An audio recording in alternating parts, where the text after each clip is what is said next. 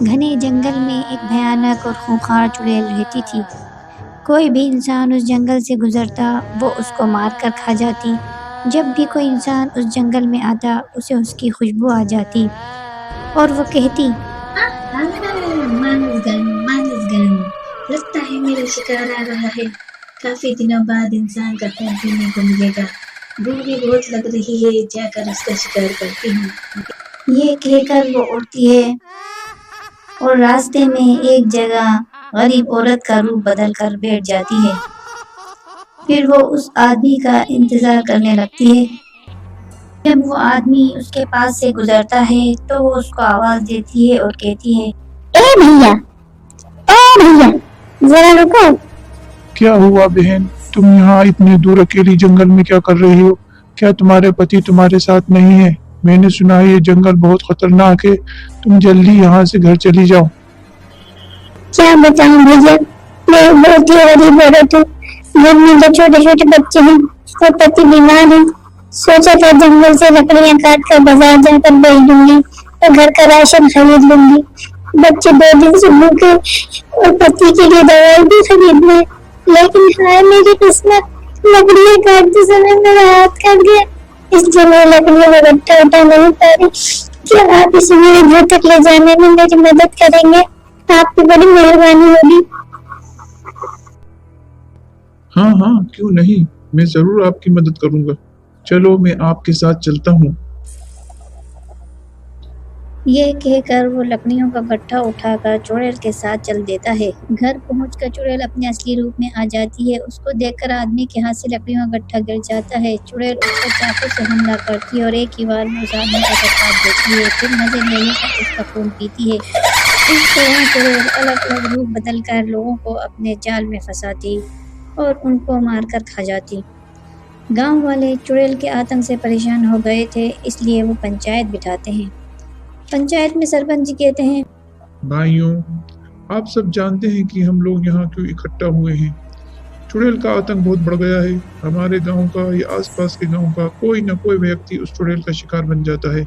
बहुत से लोगों ने उस चुड़ैल को मारने की कोशिश की, लेकिन जो भी उस जंगल में गया वापस नहीं आया, और जो खुशकिस्मती से वापस आ गया वो पागल हो गया है।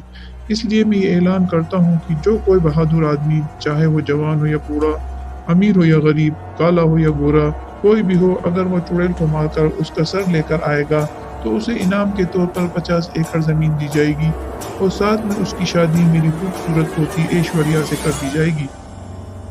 ये ऐलान सुनकर सब लोग आपस में कानाफूसी करने लगते हैं, लेकिन कोई भी इस चैलेंज को एक्सेप्ट नहीं करता।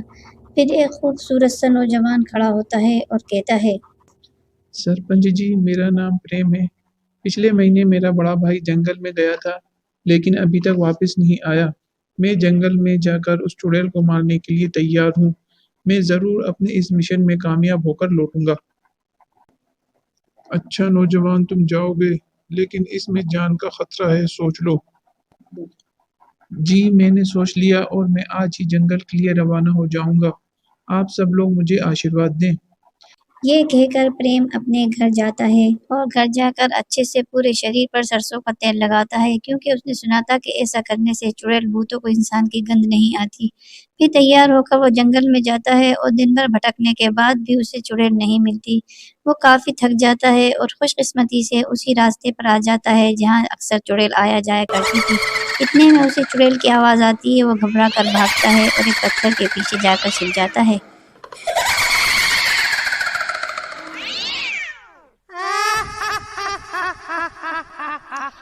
थोड़ी देर बाद चुड़ैल वहां से गुजरती है।